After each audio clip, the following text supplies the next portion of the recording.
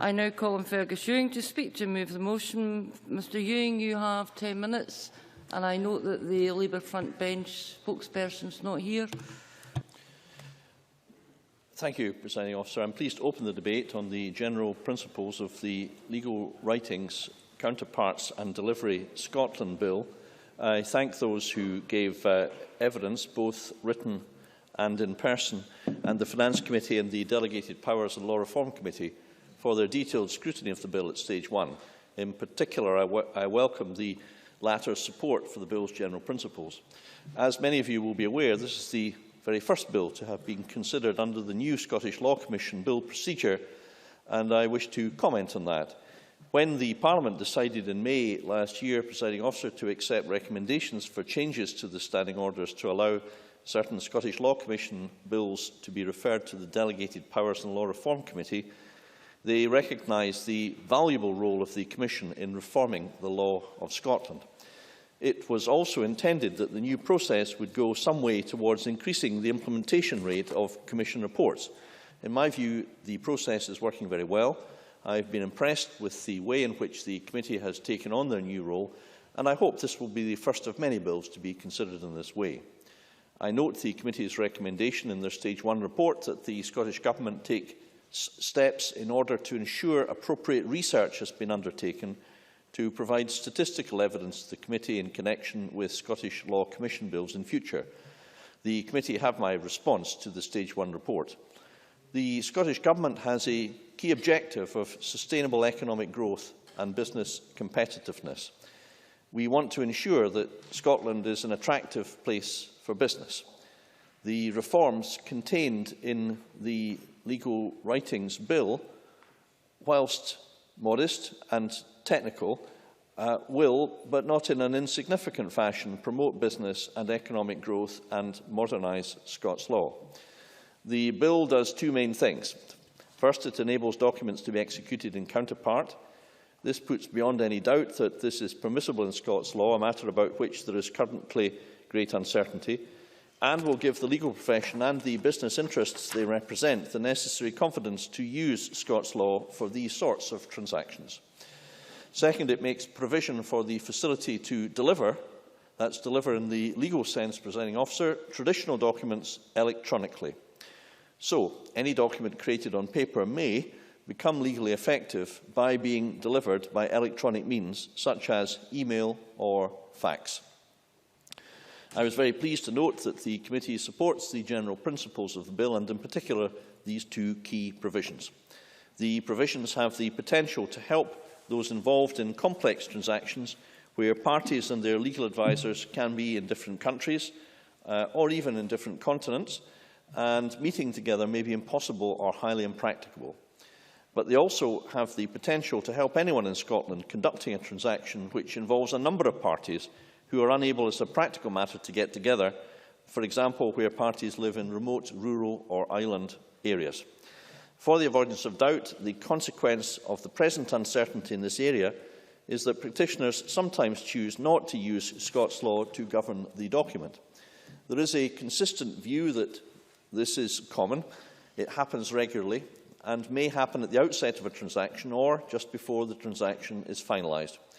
We are not just talking about multinational and multi-jurisdictional transactions, but also transactions which are entirely Scottish in their make-up and which, for want of any clarity about the use of execution in counterpart, the decision is made to use another law. Where Scots law is not used, this will often have the knock-on effect of any consequential litigation not being conducted in Scotland. The committee recognised that the current uncertainty as to whether execution in counterpart is competent under Scots law appears to have led to a drift away from transactions being concluded under Scots law, with parties opting to conclude under the law of a different jurisdiction, for example, English law, where the execution in counterpart is recognised. A number of people giving evidence to the committee have described the bill as being capable of addressing this drift. A clear benefit of the bill will be that in circumstances where Scots law should have been used, but because of doubt over the legality of executing in counterpart it is not used, parties will now have the confidence to use Scots law. Scots law requires some documents to be delivered in order to take full legal effect. In the same way as doubt exists around whether execution and counterpart is valid under Scots law, there are also conflicting authorities on whether a paper document may be legally delivered by its electronic transmission to the grantee or a third party, such as a solicitor or agent for one of the parties. This question has arisen from the 1990s onwards, mainly in respect of purported delivery of documents relating to land by way of fax. One of the principal aims of the bill is to resolve this uncertainty, in particular, but not only, as it impacts on transactions completed by way of execution and counterpart.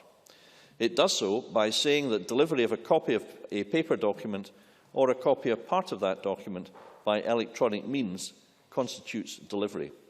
Beyond that, it does not attempt to alter the law on delivery. During the Stage 1 evidence sessions, the faculty of advocates did level some criticisms towards the bill. The faculty's concerns were around increased potential for fraud and, more likely in their view, error associated with execution and counterpart, particularly if, as the bill allows, only the signature pages of the documents are exchanged between parties as part of that process. We have considered these concerns very thoroughly and have concluded that the bill will do nothing to increase the prospects of fraud or error as a result of executing in counterpart and exchanging only the signature pages of the document. This view was shared by other Stage 1 witnesses. The committee note that the majority of those giving evidence at Stage 1 expressed the general view that fraud and error would always occur to an extent and that the bill was unlikely to lead to an increase in either fraud or error. The committee, presiding officer, were particularly thorough in their examination of this issue, and I note that they are not persuaded that the bill will lead to any increase in instances of fraud and error. In summary, presiding officer, this is a small but important bill which will provide certainty in relation to execution and counterpart and electronic delivery of traditional documents in Scots law. Importantly, the approach of the legislation has been to ensure that it is permissive and as flexible as possible. Inherent in that flexibility is the ability of the parties to a transaction to set out how the process will work for them. The bill has been very warmly welcomed by the majority of the legal profession, and there has been some very positive and encouraging articles about the bill in the press and in other publications. I firmly believe that the bill creates a light touch yet helpful framework for a variety of transactions. We are in the Scottish Government confident that it will meet a clear and pressing demand from those likely to be affected by the bill, and we would not wish to overestimate the value in bringing clarity, flexibility and certainty to the law. I move, therefore, that the Parliament agrees to the general principles of the Legal Writings, Counterparts and Delivery Scotland Bill. Thank you, Minister. I now call on Nigel Dawn to speak on behalf of the Delegated Powers and Law Reform Committee.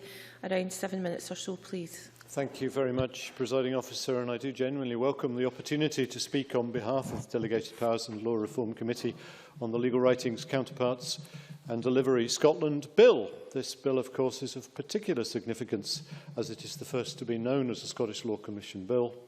This follows changes to standing orders last year, which provided that certain Scottish Law Commission bills may be referred to the Delegated Powers and Law Reform Committee. I should start by saying the Scottish Law Commission plays a vital role in recommending reforms aimed at updating and improving Scots law. However, until recently, the implementation rate of the Commission's proposed bills has been low. The new process, which we are undertaking for the first time, will allow these bills to be given the consideration they deserve and for important reforms to be implemented. I would at this stage, Presiding Officer, just like to pay tribute and give my thanks to the parliamentary staff who a couple of years ago did the background work which considered whether or not we should be changing our standing orders. And I'd also like to pay tribute to Christine Graham, MSP, who of course is the Justice Committee's convener, and Bruce Crawford, who was the government minister responsible at the time, for providing the political impetus which actually enabled us to change the standing orders in order to make sure that these bills do come forward. We must do what we can to ensure that Scottish law is up to date and competitive. Through the passage of the bill so far, it has been much interesting to see what other jurisdictions have been making of this process. I believe some of them may even be envious of the process that we now have in the Scottish Parliament. Turning to the bill itself, I'd firstly like to thank all those who provided written and oral evidence. In addition to the written submissions, we heard from the legal, business and academic representatives over 5 oral sessions. The detailed evidence received was greatly appreciated by the committee. As the Minister says, the bill has 2 key provisions: that execution in counterpart should be clarified as a valid process in Scots law, and that paper legal documents should be deliverable, in the legal sense of the word, by electronic means. Execution in counterpart is the process by which documents can be given legal effect by each party signing separate but identical copies of the document rather than the same single physical document. The bill seeks to remove the current uncertainty as to whether this is a valid way of creating legally effective documents in Scots law. In providing for the delivery of paper legal documents by electronic means, the bill aims to resolve any doubt as to whether a document is legally effective if it has been faxed or emailed rather than delivered by traditional means. Evidence to the committee suggested there is a widespread support for these provisions amongst the legal, business and academic sectors. The current system for signing contracts under Scots law is generally considered to be inefficient and burdensome, with parties having to go to great lengths to ensure that one single document is signed by them all. To achieve this, they have to organise signing ceremonies where each party is required to gather at an agreed place at an agreed time in order to sign a single document. Alternatively, of course, the document is sent to each party sequentially for each signature to be attached one by one. By making clear that documents may be executed in counterpart under Scots law, and by allowing for traditional documents to be delivered electronically, the need for such procedures is completely removed. It therefore follows that the process of agreeing a contract may be much more efficient and straightforward, as each party can simply sign their own copy before delivering it to the others. In the committee's view, one of the main benefits of the bill is its potential to increase the number of contracts carried out under Scots law. The committee heard that the perceived inability to execute documents in counterpart often leads parties who would otherwise have drawn up their contracts under Scots law to state within the document that will be governed by another legal system, such as the English legal system, allowing them to avoid processes such as the aforementioned signing ceremony. Many witnesses argued, therefore, that by providing for execution in counterpart, the bill could lead to an increase in contracts contracted under Scots law. However, we should not get carried away about this. The bill is unlikely to bring an influx of contracts to Scotland from those who would otherwise have no reason to use Scots law. Parties choose which law will govern their contract for a variety of reasons, and the committee also heard that English and New York law are dominant internationally and will in all likelihood continue to be so. For some, however, the inability to execute a document in counterpart is the determining factor behind their choice of law. The committee heard examples of contracts which have been switched to English law at the 11th hour as it became apparent that all parties would be unable to gather together in order to sign a single document. It could therefore be argued that by allowing for execution in counterpart, the bill will encourage such parties to use Scots law rather than switch to another form of law. The committee therefore considers that the bill has the potential to stop the drift of contracts away from Scots law, which would otherwise have been made under our law. In addition to assessing the potential benefits of the bill, the committee considered its potential challenges. In its evidence to the committee, the Faculty of Advocates suggested the bill's provisions could potentially lead to an increase in instances of fraud or error. The faculty was particularly concerned that the bill allows parties to exchange signature pages as opposed to whole documents. It considered that this would increase the likelihood that the content of the document could be altered. The faculty's view was not, however, shared by other witnesses. Having considered all the evidence, the committee was not persuaded that the bill would lead to an increase in either fraud or error, In reaching this conclusion, the committee took account of the lack of evidence of instances of fraud or error in other countries in which execution in counterpart and electronic delivery of documents is already commonly practised.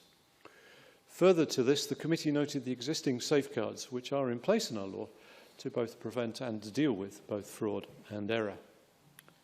At the same time, the committee encourages the Scottish Government to continue to ensure that the potential for fraud and error is accounted for and to consider how such risks could be reduced further.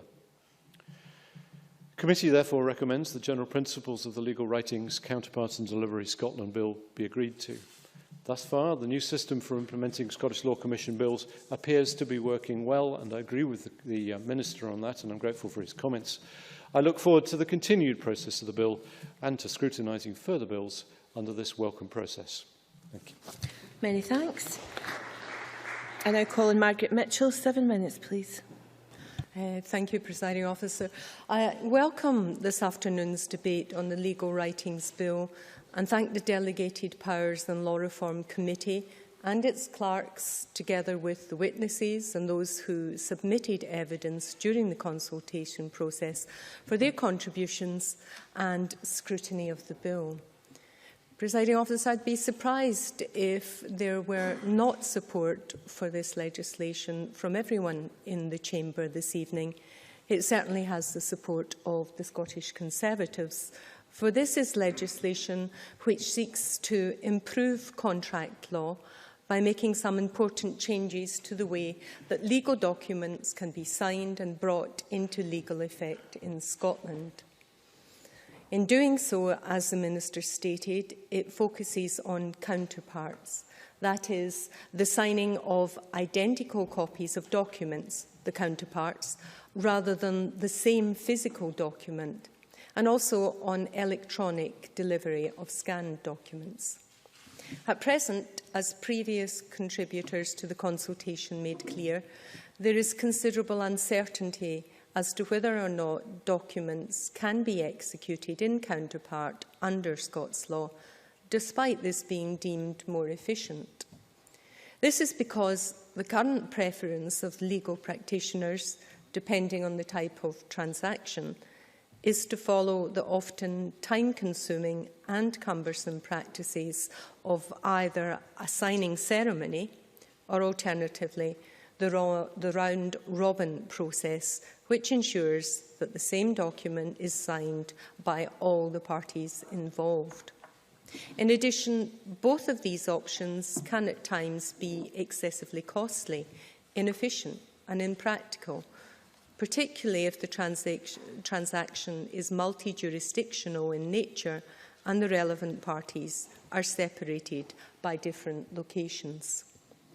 Location is a key issue in our increasingly globalised society. This was highlighted in the Weir Group's written submission, which stated that 90% of that company's contracts involve multiple parties and locations. Furthermore, the Bill's provisions, crucially, bring Scots law into step with other legal systems and modernises out-of-date processes that have caused delays and ambiguity. For example, in England and other jurisdictions such as New Zealand, Australia and America, legal documents can be executed, that is, brought into legal effect, if signed in counterpart.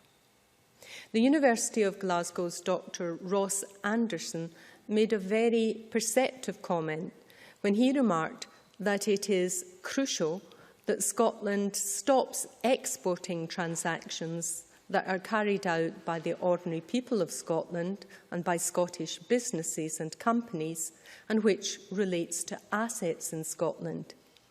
This underscores the pressing need for change. It is, after all, unacceptable that we cannot persuade our own citizenry to use our law, which, as Dr. Anderson further comments, reflects poorly on its content. With this in mind, the Bill's proposed changes are extremely positive for the development and application of Scots law for legal practitioners and for those who seek to use it.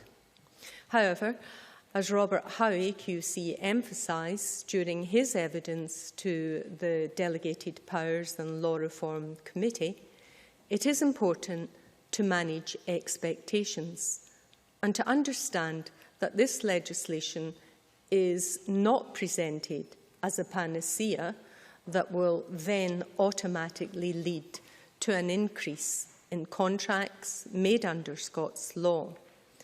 And this was a point re-emphasised by Nigel Dawn in his contribution today. In particular, in commercial and other transactions, it is often the legal jurisdiction rather than the associated processes which takes precedence. In many cases, New York and English law are likely to continue to be widely used. This is recognised in the Delegated Powers and Law Reform Committee's Stage 1 report, which assesses that the bill will put Scotland in a more equitable position with other jurisdictions, rather than emphasising a potential competitive advantage over other jurisdictions. It is also fair to say that while the legal community was generally supportive of the bill's provision, there was some criticism. Both the Faculty of Advocates and the law firm Freshfields, Brookhouse and Derringer have pointed to several drafting issues which may merit further consideration at Stage 2. The Faculty also expressed concerns that with the bill's proposed changes, parties may execute different versions of the documents in question, either due to error or fraud.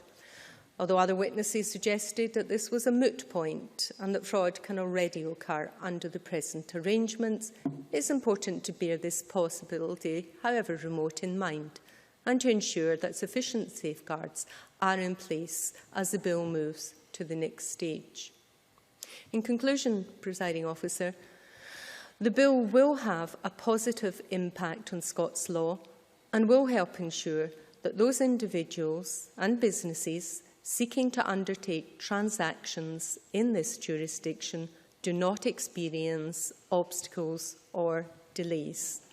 I therefore confirm again that the Legal Writings Bill and this Stage 1 report has the Scottish Conservatives' support. Many thanks. And I call on Jenny Mara, around 7 minutes, please. Thank you, Presiding Officer. Can I start by apologising to yourself, Presiding Officer, to the Minister and to members for my late arrival in the Chamber this afternoon. I am pleased to open the Stage 1 debate for Labour today, and I welcome the general principles, like the other parties, of the Legal Writings Bill, because it is important for our businesses here in Scotland. Firstly, there has been confusion to date about whether execution in counterpart is legally binding in Scotland. And I think that's one of the most important parts of this bill, because it clarifies that signing in counterpart is a valid way of executing a contract in Scotland under Scots law. I think that's one of the most important parts of the bill. I would also commend the second key element of the bill, which states that paper legal documents should be deliverable by electronic means, including by email and fax. Now, the increase in efficiency and flexibility which these will provide for make it easier for businesses to contract in Scotland under Scots law, and that is the key thing about this bill. It's encouraging to see that the bill largely follows the Scottish Law Commission's recommendations, which outline that the current law is not serving the needs of businesses in a modern electronic age, since it has been more difficult for parties who are in different locations to enter into commercial transactions. And I'm sure the law firms will be very pleased to see that their taxi bills of sending their young trainees off with contracts from offices to offices will be significantly reduced by this bill.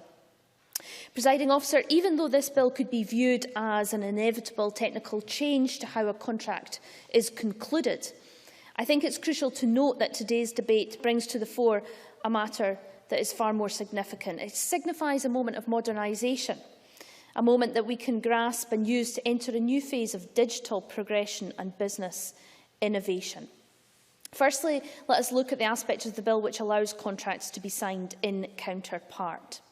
This means that the parties involved do not have to be in the same location at the same time to sign the contract. Simply, counterparts of that document need to be supplied and delivered appropriately.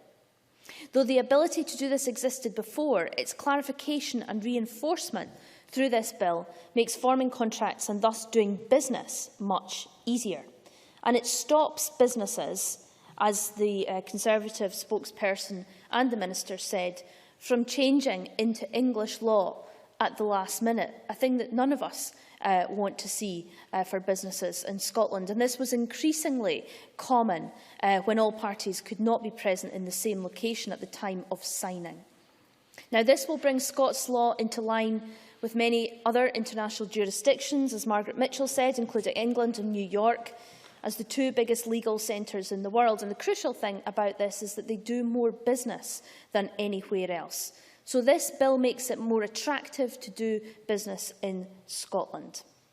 In a submission to the Delegated Powers and Law Reform Committee, Dixon Minto outlined that the bill becoming law would present an immeasurable improvement to the process of execution of documents in Scotland. They said that the bill will provide greater flexibility to businesses and improve the speed at which transactions are completed. Thus, not only does signing contracts using counterparts increase efficiency, it makes it easier to form, deliver and execute contracts in Scots law. Now, the second part of the bill addresses electronic signatures. This improves the efficiency of the contractual process and makes the important signing of the document the centre of the process, dispensing with matters such as location, calendars, travel, accommodation costs and so on. Digital modernisation is key for Scotland, and it's a matter that we've discussed many times in this chamber. And we can see why when we look to countries like Estonia. Estonia is now widely recognised as one of the most tech-savvy nations in the world, Presiding Officer. They made innovation policy a political priority and paired it with initiatives such as giving its population free access to Wi-Fi. Similarly, in Finland, recovery from its deep depression of the early 1990s was achieved by putting technology innovation at the heart of its response, maintaining spend on technology in the face of wider cuts. Now, the Legal Writings Bill paves the way for time and cost savings for those entering into a contract in Scotland, be it a business providing services to another business or to an individual buying a house. An interesting innovation which the Law Society of Scotland has been working on illustrates the legal world's keenness to embrace what the Legal Writings Bill outlines. This is a smart card secure scheme which registers a secure digital signature, which then allows practising solicitors to sign documents and contracts entirely electronically and to receive signatures from others, knowing they came from a trusted professional system. Presiding Officer, an increasing number of solicitors are registering to this scheme, which aims to have completed its rollout by November next year. Now, this scheme, along with the proposals brought forward in this bill, allow us to go forward with confidence in avoiding fraud and error as much as possible. As well as making business easier, I think there are numerous benefits that this bill brings, and I hope together that we can build on them with the consensus across the chamber. Labour is pleased to support the principles of this bill at stage 1, Presiding Officer, and we look forward to its passage through Parliament. Thank you. Many thanks. We now turn to the open debate. Speeches of around 7 minutes, please. There is time in hand. Stewart McMillan, to be followed by Margaret McCulloch. Thank you very much, President Officer. You're so generous with the time. First of all, I do want to add my thanks to those of the convener, Nigel Dawn, regarding the assistance that our committee actually received when we went through going through the scrutiny of this bill. The bill, as we've heard, is a first for the Parliament, and it's actually been it's been very interesting actually going through this particular process. Now, there hasn't been as many time constraints placed upon it, which I believe actually in this instance is probably of great benefit. But I'm sure that when more bills from the Scottish Law Commission go through the Delegated Powers and Law Reform Committee, then the timescales involved will reduce, whether slightly or greatly. The bill has been non-contentious, but there obviously, as with any bill, there have been parts which have had some conflicting evidence. And the evidence that we received from the Faculty of Advocates, in particular, and as we've already heard, that certainly seemed to be at odds from other interested parties. Now, this has been it's been helpful, as it certainly did manage to provide an opportunity for some further debate within the committee as we went through the process, and it certainly aided when we had our private discussions in terms of putting the report together. It certainly aided that particular part of the process too. But also, it actually allowed us the chance to have a kind of question the bill a bit more and also its stated aims. But I do, however, believe that the bill will be a welcome addition to business in Scotland. We heard from a number of people giving evidence that some business transactions end up taking place under different jurisdictions, predominantly that of under English law, and also sometimes from New York law. Scotland has lost business as a consequence of a system that didn't actually provide flexibility. And that this bill, although this bill is not going to change the world, but what the bill will do is actually, it does aim to actually rectify that by making this part of Scots law more flexible and competitive, then more business can actually take place within Scotland. At the very least, the bill will actually make it easier and cheaper for transactions to take place under Scots law, which is something I'm sure that we all welcome. And as a committee, we actually weren't sure how much additional business will be retained in Scotland, but we all believe that it clearly will happen, which will result in an economic benefit, and certainly will also aid businesses within the country. In paragraphs 158 to 174 of the Delegated Powers and Law Reform Committee report, we discussed the issue of an electronic repository. Now, this was an area that first came to my attention a couple of years ago when I was a member of the EET committee, and we were actually scrutinising the land registration bill at the time. And the concept of an electronic repository to store independently legal documents did receive some attention then, and also certainly moving through this particular bill. And as a committee, we took the view that we supported the concept and for it to be maintained by the Registers of Scotland. That element of being an independent body maintaining this register was something that was very, very important when we actually had these discussions. We certainly considered this particular an electronic repository to be a useful tool to store records of contracts. We also thought that it could also be a means of executing documents by way of electronic signature, and certainly that was an issue that my colleague Stewart Stevenson he was very keen to highlight on a regular basis when we went through the scrutiny of the bill. But we were also minded, however, that two main issues required to be addressed. And the first one being that of sufficient safeguards. They needed to be in place to ensure the scrutiny, well, to ensure security. Sorry. In the fast-moving pace of IT, software development, this could be a challenge, but it's actually not one that's insurmountable. And the second point, and that we thought really was crucial in this, was that the committee took the view that if a repository is to be created, then there really shouldn't be an obligation for parties to actually use it. It should actually be their choice.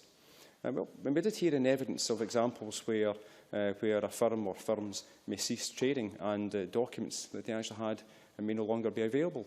We've already heard today in terms of, in the past, maybe some activities that have taken place that haven't been thoroughly legal, to say the least. But we certainly were very much aware that this was something very much in just a small number of cases, but it actually could create large problems. This certainly was one of the strongest supporting comments actually for having a central repository. The bill is an important piece of the jigsaw in facilitation, but it's an important piece of the jigsaw in facilitating a more modern business legal system, and it aids with the Scottish Government's digital economy policies. Scottish business transactions will be more efficient, and there will also be a more positive environmental impact, as business representatives will no longer need to travel all over the world just to sign some particular contracts. I certainly welcome the bill, and also I'm certainly sure that it will have a positive impact upon the legal side of things, but also upon business in Scotland. And if it can actually do that, then there will be a better economic return, and certainly a more prosperous Scotland can actually come from that. So I certainly welcome the general principles of the bill. Thank you. Many thanks. I now call Margaret McCulloch to be followed by Mike Mackenzie. Thank you, Presiding Officer. This is the first time that a recommendation of the Scottish Law Commission has been taken forward in this way, with a bill being brought to Parliament by the Delegated Powers and Law Reform Committee. The bill the committee is asking Parliament to consider is one that my Labour colleagues and I are inclined to support as stage one. Not only do I believe that the general principles of this bill are sound, but I also believe that the work of both the Scottish Law Commission and the committee demonstrates that there is a very clear need to modernise our contract law in Scotland. In supporting this bill, I hope that Parliament can give clarity, as asked before, in concepts of counterparts and delivery, bring about a legal framework for contracts that reflect changes in technology and business practice, and I also hope we make some wider contribution to the Scottish economy. I would congratulate the Scottish Law Commission for their work in this bill. They have undertaken an informed and extensive consultation. Their work has highlighted the need for a new bill and demonstrated that there is support for reform across the legal, academic and business communities. In their work, the Scottish Law Commission identified two problems with commercial and contract law in Scotland, which they believe could be dealt with through this Parliament's new approach to law reform. They highlighted the need for clarity in respect of counterparts. It was not clear whether a legal document can be brought into effect if it is signed in counterpart. In other words, the Commission were not clear whether it is acceptable under Scots law for different parties to sign identical copies of a contract instead of signing the same physical copy of the document. Secondly, they call for clarity in respect of the law on delivery. It is not clear whether a paper document, such as a traditional written contract, can be said to have been delivered if it is sent and delivered electronically. The view of the Commission is that the current law is not fit for purpose because the letter of our law in Scotland is at variance with a common practice and also with contract law in neighbouring jurisdictions. The Commission even found evidence that businesses are sometimes choosing to use English law to govern agreements instead of Scottish law because counterparts are permitted under English law. This disincentive to using Scots law, coupled with legal uncertainty over methods of delivery, may well be doing harm to our economic competitiveness. By allowing the use of counterpart signatures as an option to execute a contract and by allowing contracts to be delivered electronically, we could help businesses make time cost savings and reduce travel and accommodation costs. Bear in mind that there will be a limited number of people within a business who are authorised to sign legal documents on behalf of their company. I would also emphasise that the costs to businesses outlined by the Commission are costs they would not face in jurisdictions where contract law has already been modernised and where laws take sufficient account of technological change. Presiding Officer, just as we want to be clear about what about this bill does do to modernise our laws in respect of counterparts and delivery, let's also be clear about what it doesn't do. It doesn't mandate the use of electronic signatures. It doesn't change the law on fraud. In both civil and criminal law, the existing rules on fraudulent signatures will remain in place. It doesn't change the standard of proof required in relation to execution. The general rules on whether a person claiming to have signed a document has actually done so remains the same as before. It doesn't alter general contract law. Issues such as whether a contract has been formed, the rules in breach of contract, damages and so forth are not affected by this bill. It doesn't create an electronic repository for legal documents, although this was a recommendation of the Scottish Law Commission. It is an area of work the Scottish Government are keen to pursue once the bill has passed. The bill simply brings the law up to date. It allows for contracts to be signed in counterpart, as is acceptable in other jurisdictions, and it allows for paper contracts to be delivered electronically.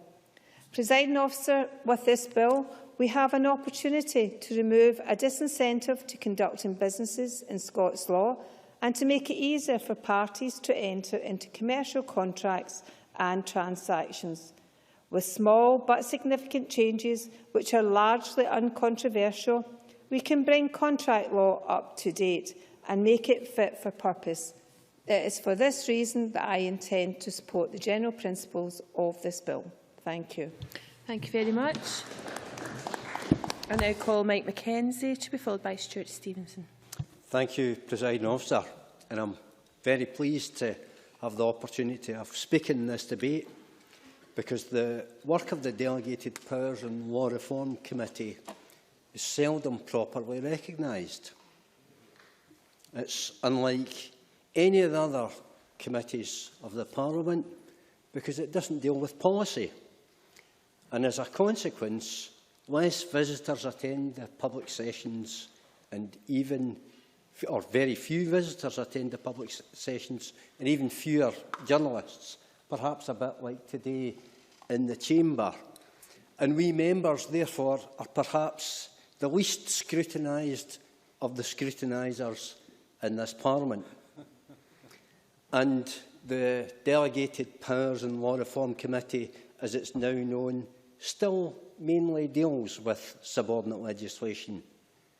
And that's where our legislative teeth are often found, rather than on the face of the bill, certainly. John Mason. I do feel for the committee and its lack of interest perhaps for the public, but does he feel that's not just inevitable and that perhaps some of the most valuable work in this Parliament is done that's not the most seen by the public and the most exciting? Mike Mackenzie. I absolutely agree with Mr Mason, and indeed that is the point that I was hoping to make whilst I have the opportunity of speaking about the Delegated Powers and Law Reform Committee this afternoon. So the legislative teeth are often found buried in the subordinate legislation rather than on the face of the bill, although it's on the face of the bill that they're most often looked for. And it's sometimes thought to be a dry committee dealing with a dry subject. But I've found it otherwise. I've found it that its focus, its clarity of thought and its discipline are both demanding and instructive. And I've found that the words in our SSIs are words often of real power, words weighed by the committee with an almost poetic search for intent and for purpose. Indeed, I've sometimes said in the committee that it reminds me of a remark attributed to Oscar Wilde, who said that I worked very hard on my latest poem today. In the morning, I took a comma out, and in the afternoon, I put it back in again. And I've found that our deliberations on appropriate levels and forms of scrutiny, on clarity of meaning, on the width and the breadth of powers, to be at times almost philosophical in nature. And the language of our law, despite the best intentions of generations of lawyers, is much more than the language of mere mathematics, because it often goes beyond logic and it's capable of carrying both objective and subjective meaning. And that's where it seems to me often lies the challenge and the interest of the Delegated Powers and Law Reform Committee. We filter our legislation through the finest of sieves.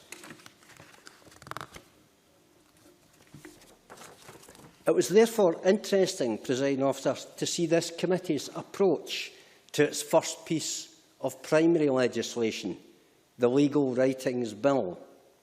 And I should pause at this point and pay tribute to our clerks and to our legal advisers.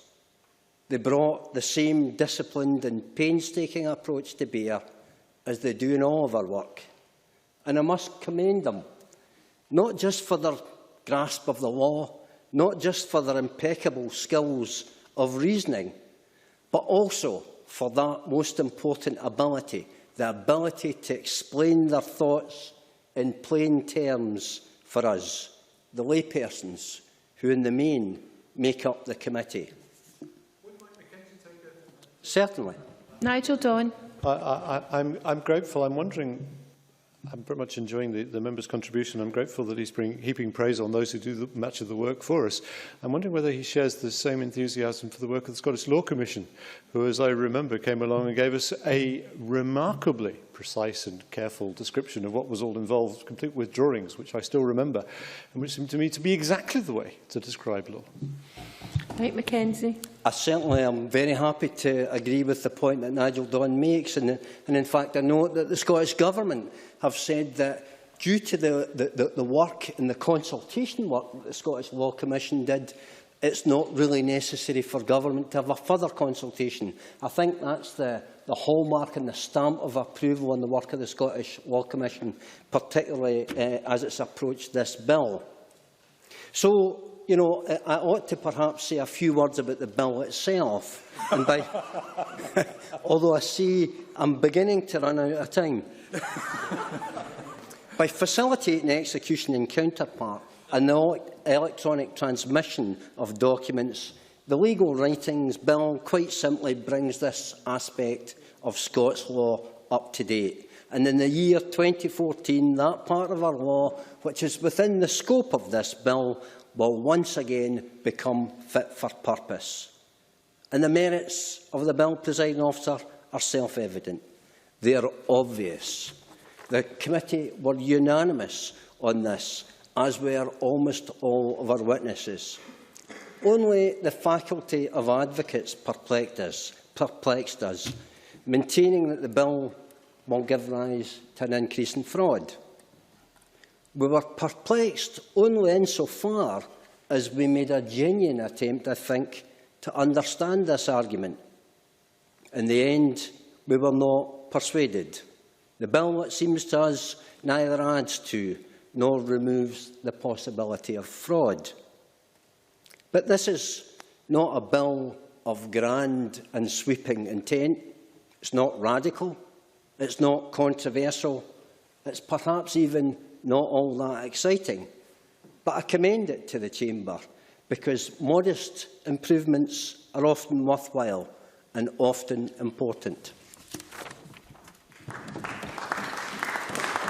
Many thanks. I now call Stewart Stevenson to be followed by Richard Baker.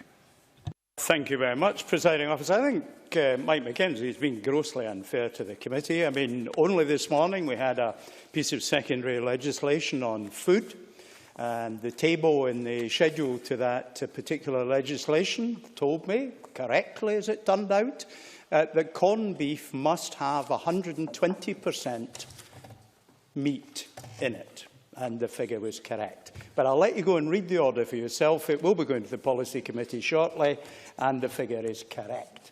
So I would never have known that if I wasn't on the Delegated Powers and Law Reform Committee. I will indeed. John Mason. How can it be 120%? No. This is not the place. You've got to go and read the relevant piece of, and I can tell you it's on page 7. And the explanation is in a small print, 6-point print on page 10, if you can understand it when you get there. But believe me, it's interesting. But the point is we deal with the minutiae. And the minutiae around contracts is often actually minutiae with very profound effects for our business and for life in Scotland and beyond. I myself have been involved over the years in dealing with a number of contracts. I had a quick jot down and I found 10 jurisdictions ranging from Delaware to Norway where I've signed contracts. I have only been in San Francisco once in my life, and that was simply for the reason to sign a contract. I was in the United States for a grand total of 14 hours, and I slept for 10 of them.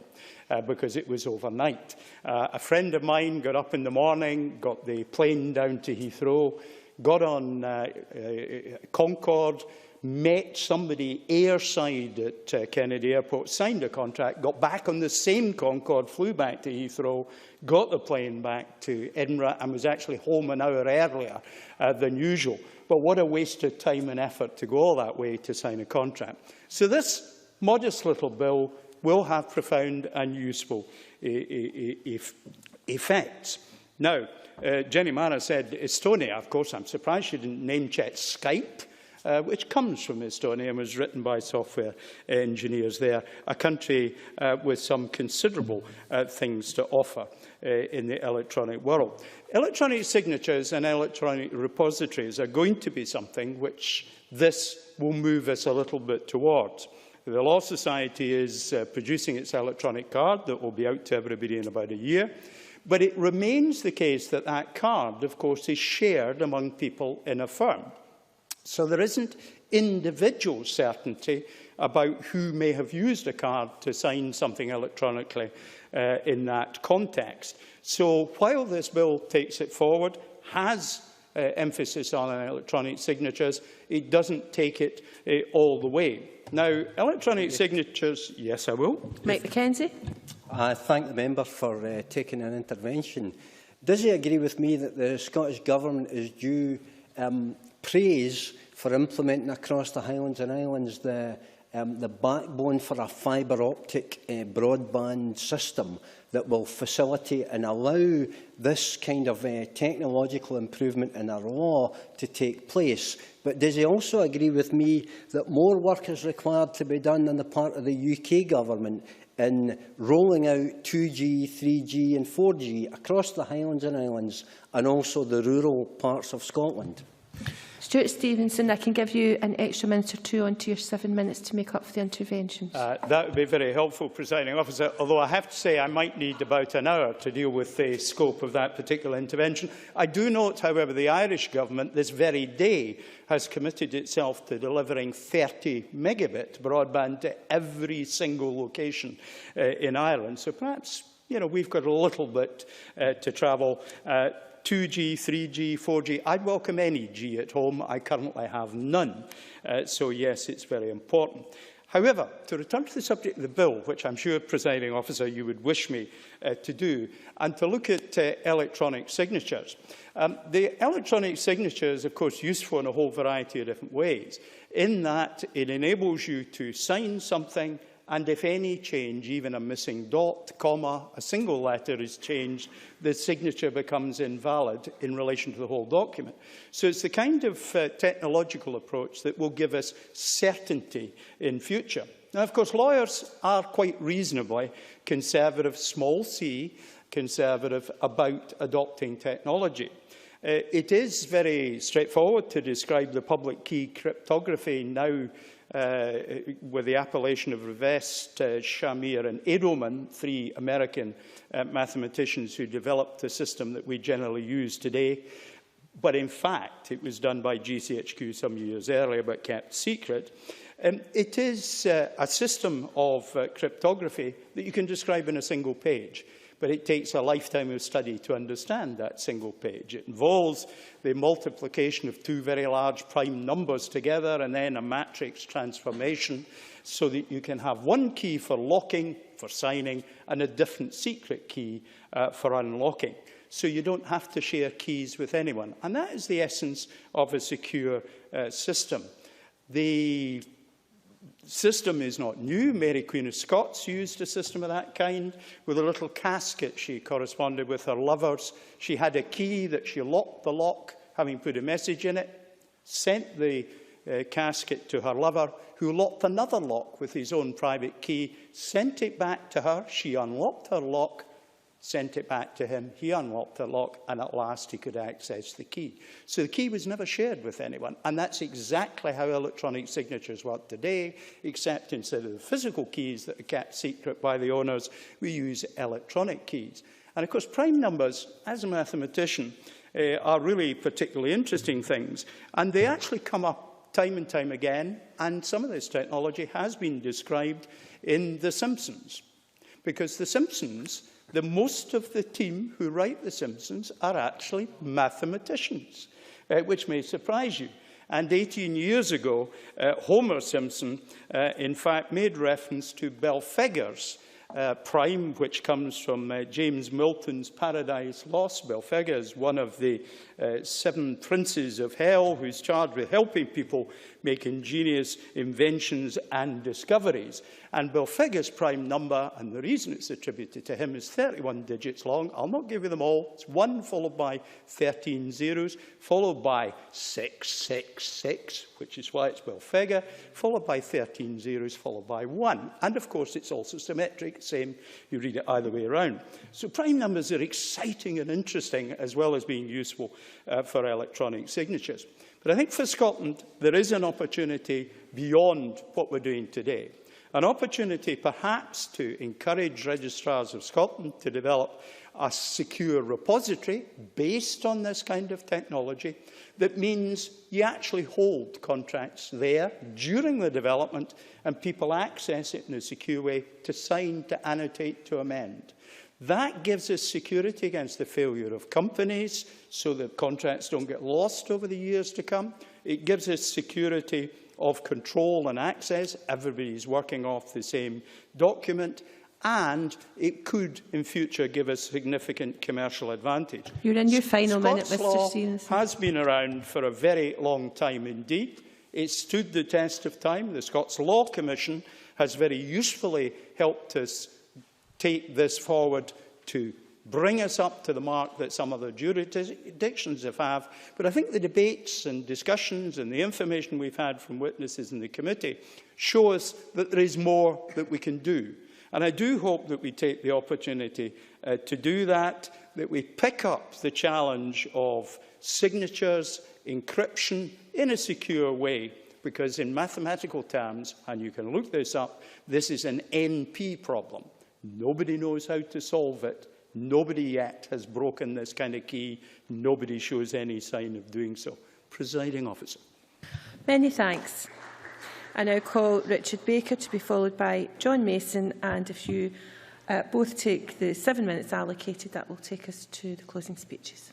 Thank you very much indeed, Deputy Presiding Officer. This has been an interesting debate, perhaps a much more interesting debate than many of us had expected when we first came into the Chamber this afternoon. And it's impossible to follow or to compete with Stewart Stevenson's tales of transatlantic adventures, Da Vinci Code-style mathematical problems, and indeed The Simpsons. And that's been an interesting addition to the debate today. And we always enjoy Mr Stevenson's ability to spice up debates of this nature. So, but certainly it's been a pleasure as well to be a member of the committee and a part of the committee in taking forward this bill as our consideration for the first time of a bill through our new responsibilities. And this bill has proved, I think, a good candidate to initiate that new role, because, as we've heard, there's been a great deal of consensus around this legislation. And while it's quite narrow in its compass, it will have a beneficial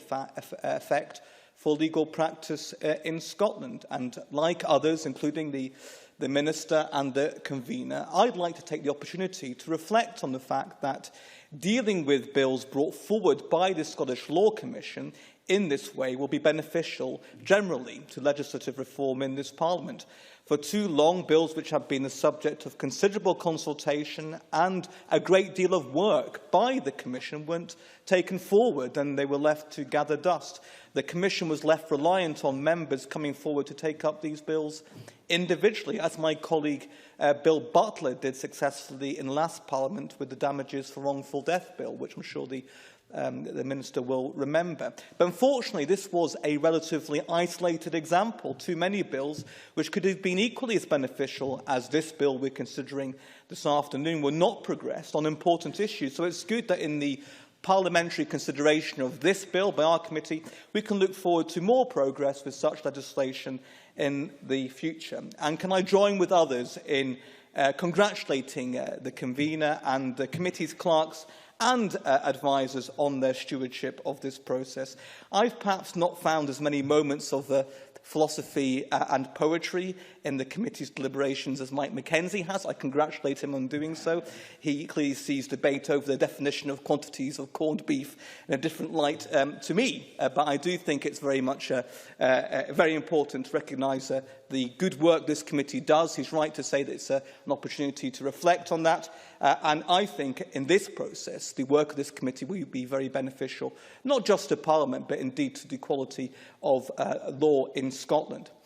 As others have said, the evidence we took on the bill was almost unanimous in its support for these proposals, and I took the opportunity during our deliberations to ask questions of witnesses on the issue of the potential for fraud, which members have referred to this afternoon, and which the Faculty of Advocates had expressed concerns about, particularly in their oral evidence to the committee. But all other witnesses were clear that they did not see the proposed legislation as opening up a greater potential for fraud in transactions. As we heard from witnesses, if individuals are determined to commit an act of fraud, they will find a way of doing so in relation to these transactions, whether this legislation is passed or not. We haven't heard evidence of a higher number of examples of fraud or error in England since they allowed execution in counterpart and the electronic delivery of documents. And I think the issue is best summed up by those who said it will neither reduce nor increase the risk of fraud if we proceed to pass this bill. The other issue I pursued with witnesses when taking evidence on the bill was on the issue of pre-signed signature pages, because in relation to this area there have been specific concerns raised about the potential for fraud. And here there were concerns raised by witnesses, if not with the actual legislation itself, but with the whole concept of the use of pre-signed signature pages. Now, as the policy memorandum makes clear, the bill does not change the existing position in this respect, but neither does it prevent a pre-signed signature page being attached to a different document, provided that it can be shown that the party concerned clearly authorised or mandated this in advance, or subsequently ratified what had been done with full knowledge of the content of the new document. Witnesses did describe some unease about the use of pre-signed signature pages in general. And when I asked Dr. Ross Anderson of the University of Glasgow, when he gave evidence to the committee about this issue, he said that as a solicitor, he would never use them. And that it seemed to him that the authorisation that has been given by the client in that situation is essentially a power of attorney to the solicitor to sign the document. And he found the use of pre-signed signature pages odd. But he also acknowledged that on this issue, the bill may be taking the approach it is, simply to reflect some of the practices which are going on currently in England and to be facilitative for cases which may arise. And I think the committee has reached the right conclusion on this issue, given that this legislation is intended to aid flexibility for legal practice in Scotland. So we've concluded that while there may be misgivings about the use of pre-signed signature pages, and we recognise these misgivings and we mention them in our report, there also might be circumstances in which their use may be justified. Presiding Officer, I think it would be wrong to overestimate the economic impact of this legislation for our legal services industry. But I do think this is beneficial legislation, even if it's narrow in its effect. I think it's right that we heed the advice of the Law Society that existing practice for signing contracts under Scots law is in need of updating. The Society informs us parties to a contract are switching to English contract law at a later stage because it's more convenient for the execution of contracts. And so if by passing this legislation we can ensure these contracts can in future be concluded under Scots law, then clearly this is beneficial for an important legal services industry, and that is why it's right to support this bill today. Many thanks. And I now call John Mason. Thank you, Presiding Officer. As you'll notice, and the Chamber will notice, I was not a member of the committee, and I think I'm one of the few backbenchers speaking today from not having been very involved in this subject. So I have been spending some time this morning reading about it. And it had been suggested that it would be useful to have somebody from the Finance Committee speaking on the subject, although I don't actually think there's a huge amount of financial issues on this bill. And it did strike me that we could have had somebody from the Education and Culture Committee speaking, or even from the Public Petitions Committee, or the Justice Committee, or the Health and Sport Committee, or one of the various other committees. However, it does seem to me clear that the process of signing documents has become somewhat outdated. And so I do very much welcome this move to improve the system for executing and delivering documents. I've often been part of one of those round-robin processes where one hard copy gets posted to somebody for signature, they eventually get it signed, possibly with a witness, it then gets returned to the firm of solicitors, it then goes out to the second person for signature, and so the process goes on. Clearly, all of this takes a considerable amount of time, and we are all expecting things really to happen a little bit faster these days.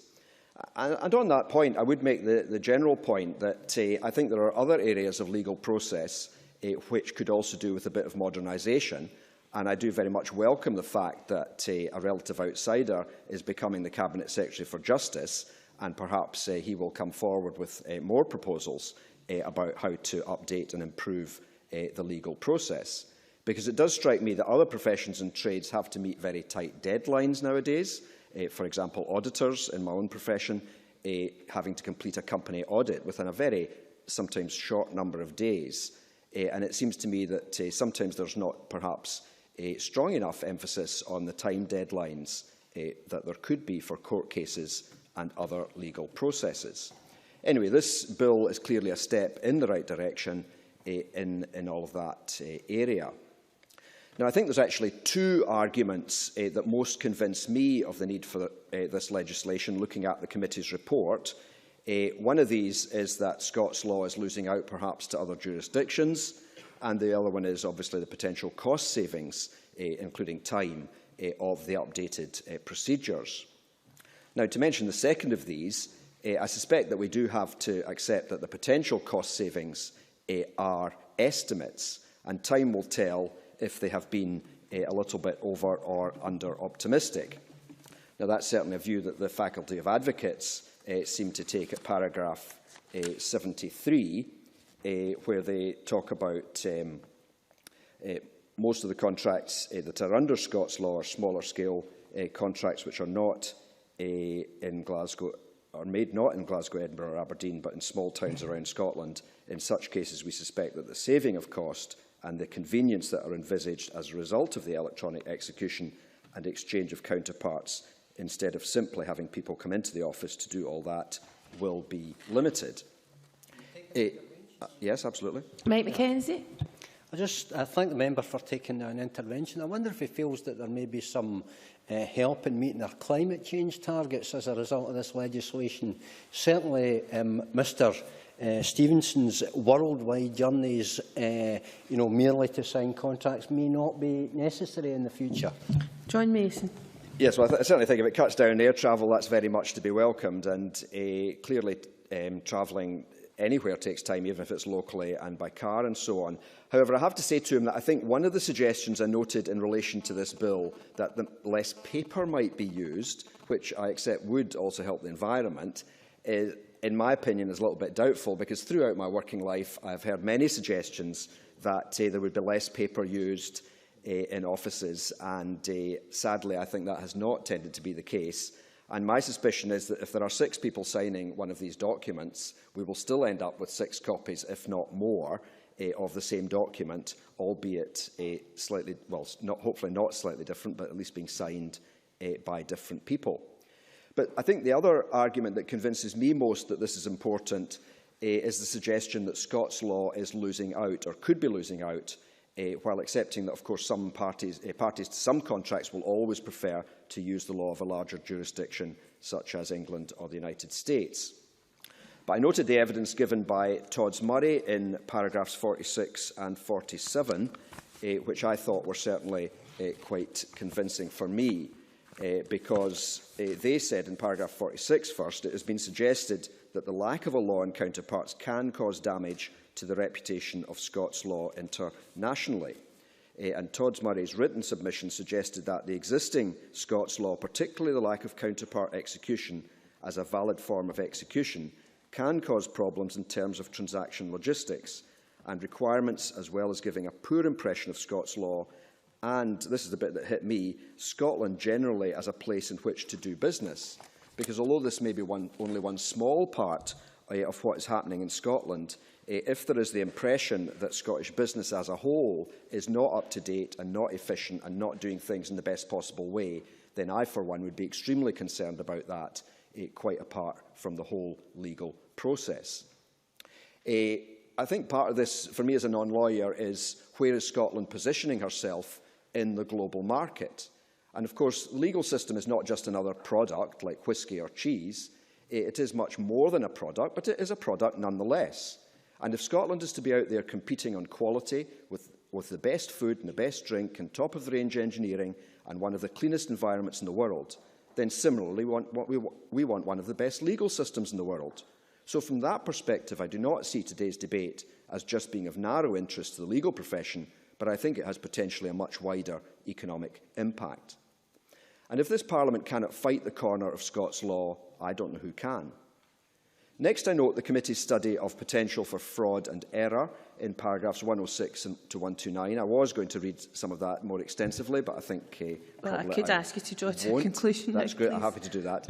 Paragraph 110 points out that fraud and error can always occur, and I have to say I have experienced that myself some years ago when a rogue photocopier salesman forged my signature on an agreement to buy a new copier.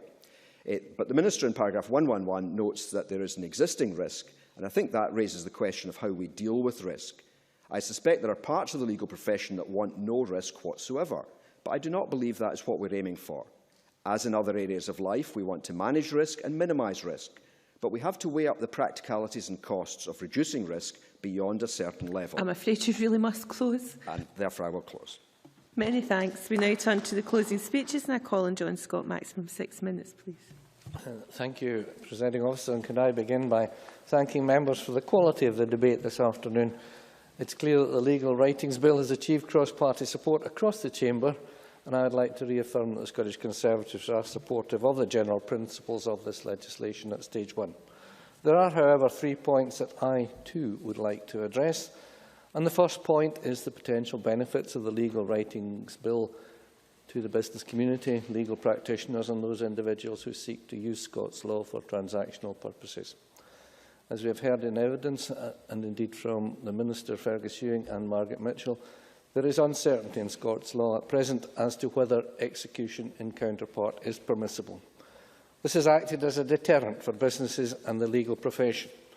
In addition, parties are often unable to undertake the time-consuming, impractical and costly signing ceremonies which are required currently.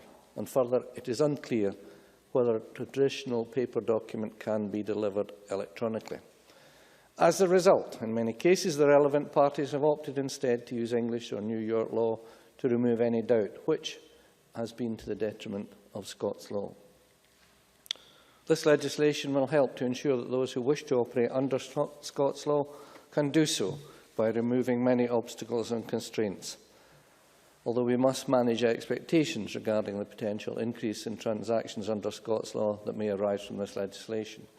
But evidence suggests that measures to put execution and counterpart on a statutory footing will give business and ordinary individuals the confidence to stop exporting contracts to English law and elsewhere that would otherwise be governed by Scots law. This is an extremely positive and welcome development. Turning now to the risk of fraud as raised by others and indeed raised by the Faculty of Advocates. And the Faculty commented that execution and counterpart could lead to different parties signing different versions of a document, either knowingly or unknowingly. Furthermore, the Faculty expressed concern that parties will be able to exchange signature pages as opposed to counterparts in their entirety. Expanding on these concerns, Robert Howie, QC, explained, if one permits execution by the exchange of back pages of a contract, each signed by a particular party, plus the front page, it is all too easy for the rogue or fraudster to amend the critical stuff in the middle of the sandwich. Further, the Faculty touched on the possibility that such a scenario could potentially lead to an increase in parties coming to court in order to resolve disagreements over the content of the documents. And for large transactions where millions of pounds are at stake, the potential for deception should not be ignored. However, along with my colleagues in the committee, on balance, and based on the evidence we heard over a number of sessions, it would seem that the potential for fraud and error is no greater than that which already exists under the current system in Scotland, and that in jurisdictions where execution by counterpart is commonplace, such as England and Wales, incidents of fraud are relatively few. Nevertheless, it's worthwhile bearing the faculty's concerns in mind as the bill moves through its various stages in Parliament. Lastly, it should be pointed out that the bill does not include the SLC's recommendations that a central electronic repository should be established. However, this was broadly supported by witnesses during their evidence to the DPLR committee, and we felt that this concept should be explored further, always providing that adequate safeguards could be put in place and that the technology used would be suitable, adaptable and enduring.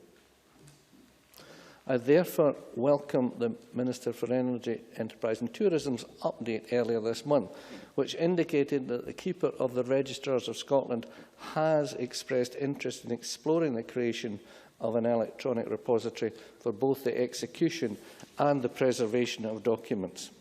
And I understand that preliminary discussions between the Registrars of Scotland and the Scottish Government will be set in motion early next year, and we will await the outcome of these discussions with keen interest, particularly in relation to whether new legislation will be required to bring this initiative into effect, given the possibility that it will allow for the execution of documents as well as their preservation.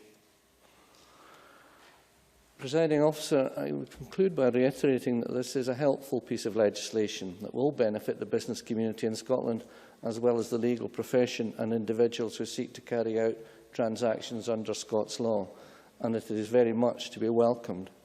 And finally, could I also thank all those who gave evidence to our committee, and particularly all those who appeared before the committee, in particular the Scottish Law Commission. I would also like to thank our clerks as well, and I look forward to the bill becoming law. And as a footnote, I would commend Mike Mackenzie, who managed to speak for the first 4 minutes of his speech without referring to the bill at all. Stewart Stevenson, beware, your role as the Parliament's best filibuster may be under threat. Thank you. Thank you. And I now call on Jenny Mara, up to 6 minutes, please.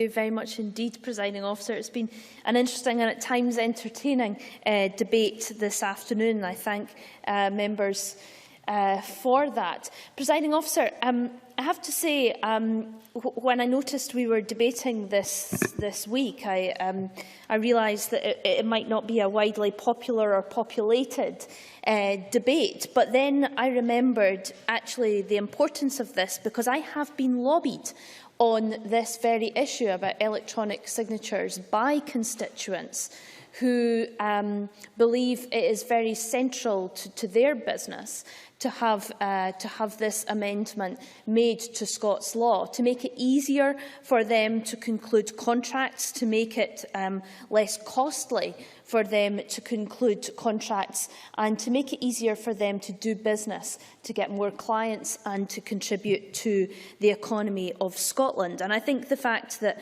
I have been lobbied on this in my short time in Parliament shows that actually the bill that we are considering today is very important for our business community and for our economy.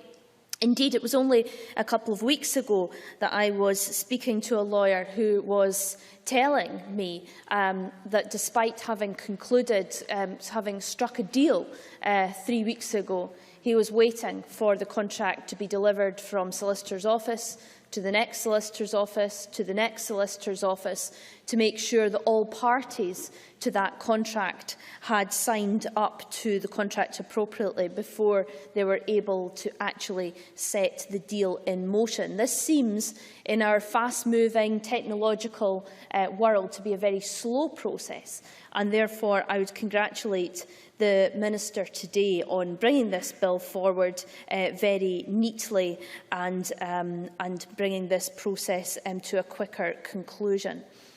The issue came up about climate change this afternoon, and I was very glad to hear that the flights might be cut down on. I'm sure Patrick Harvey and the new Minister, Aileen MacLeod, will also be glad of that in contributing to their climate change targets. I'm not, however, convinced that the amount of paper in legal offices around this country will reduce. Anyone who has ever been in front of a lawyer at a lawyer's desk and knows the amount of paperwork that they seem to have in their offices, I think maybe this is a challenge to the legal community as well. Parliament is allowing them to go electronic, and so they should. I was also half hoping this afternoon for a little lecture on Roman law from the Minister. I know how learned he is in this matter, and as I read the bill and the briefings on it, I was reminded of my interest in the whole concept of delivery in the legal sense, and the fact that the Scots legal concept of delivery actually goes right the way back to find its origins in Roman law, that the possession has to actually be delivered with the intention to make things happen, and it's not simply a matter of handing things over. And therefore, I think it's very interesting that in 2014 we are debating whether actually email or facsimile, which we don't even use anymore, if that actually constitutes this ancient legal concept of delivery. And there was still ambiguity in our law until this bill came forward today. Yes, absolutely. Stewart Stevenson. Just to illustrate how cautious professions can be, in 1881 the Bank of Scotland installed its first telephone, 5 years after it was demonstrated, and the board took the decision on condition that the telephone not be used to conduct business. And I suspect some of that attitude is still around in our professions today. Jenny Mann. Well, indeed, I think that that's very true. If something's to be binding, it's to definitely be on paper. But maybe the Minister will be able to explain the whole ancient concept far better than I can, Presiding Officer. But I think today's debate has been very useful. Again, it covers the counterparts.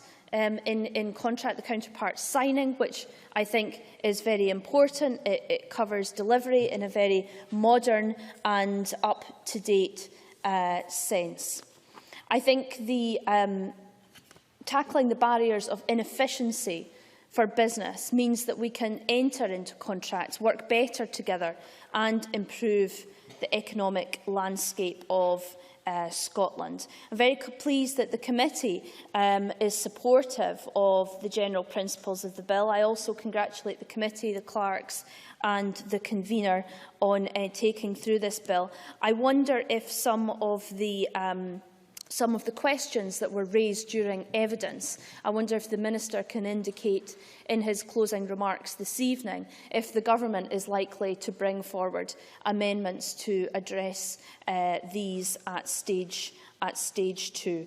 I think it's a very good piece of legislation, Presiding Officer. I think it will help business, and I've outlined, and I think we've all outlined, some practical examples of that. I'm very pleased that there's consensus across this chamber, and I thank you for your time. Many thanks. And I now call on Fergus Ewing to wind up the debate. Minister, you have until 5 o'clock. Well, thank you very much, Presiding Officer. And I cannot recall in 15 years there having been a debate in which there is such a marked absence of any significant controversy.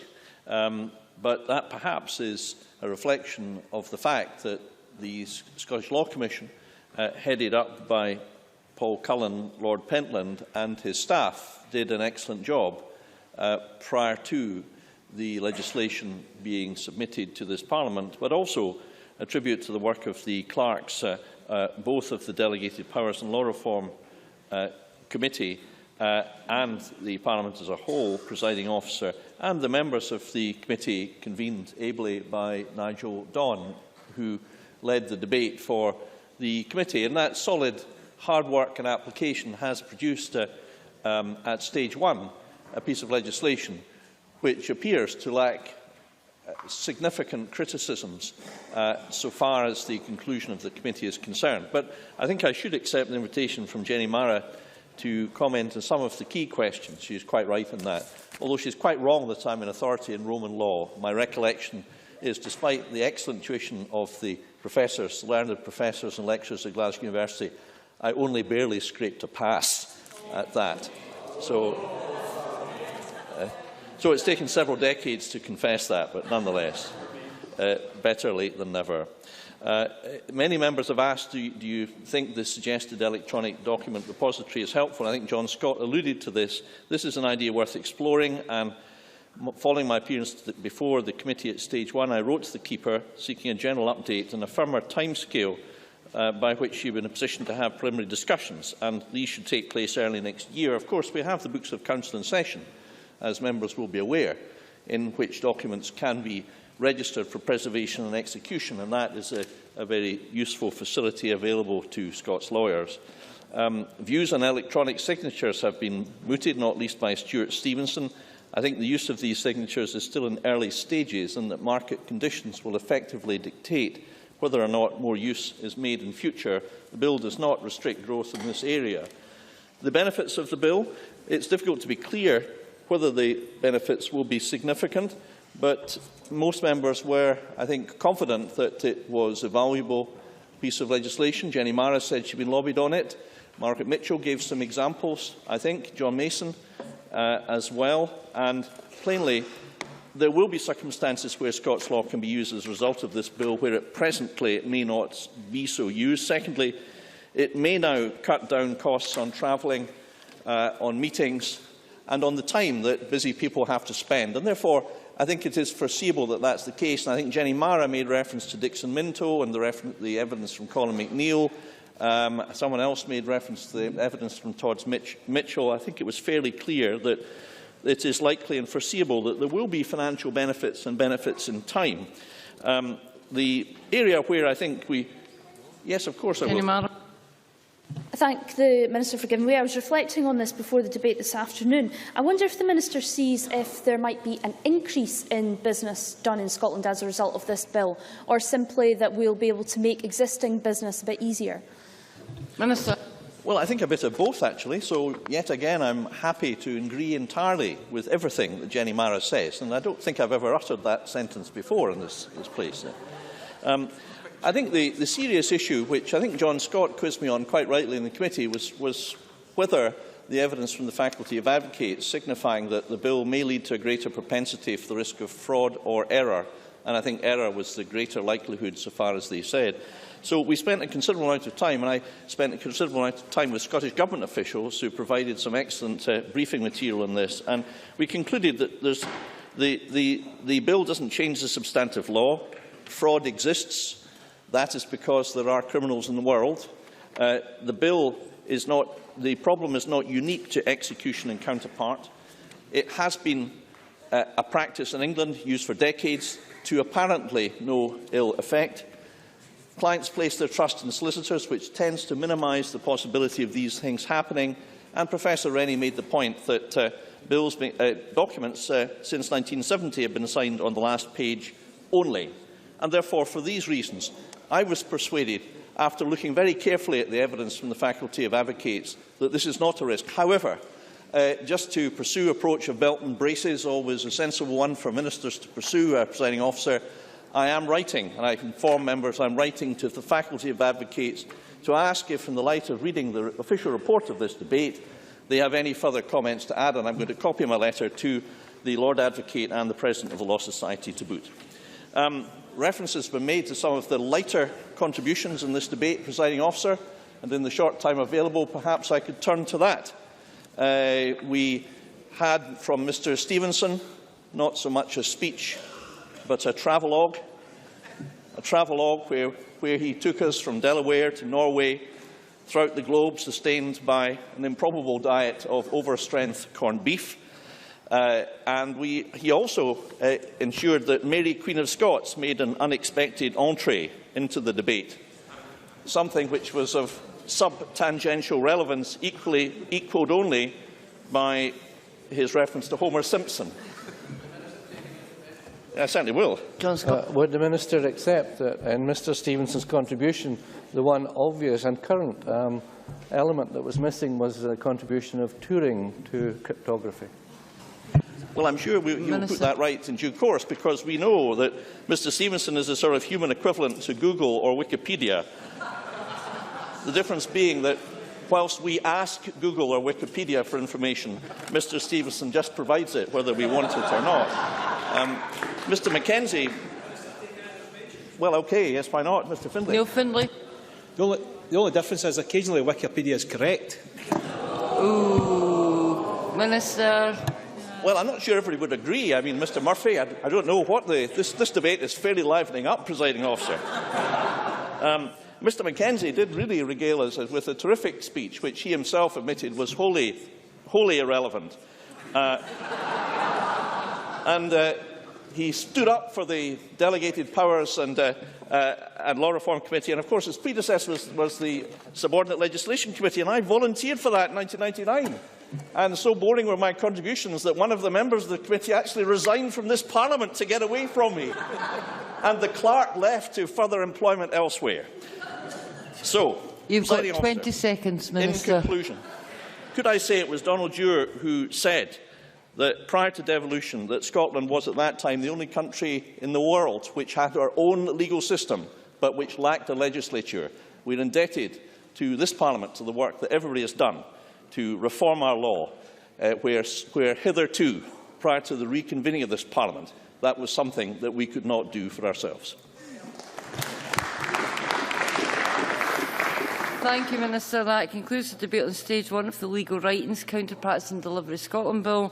We now move to the next item of business. There is only one question to be put as a result of today's business, and the question is that motion number 11664, in the name of Fergus Ewing, on the Legal Writings, Counterpart and Delivery Scotland Bill, be agreed to. Are we all agreed? Yes. The motion is therefore agreed to. That concludes decision time. We move to members' business. Members who leave the chamber should do so quickly and quietly.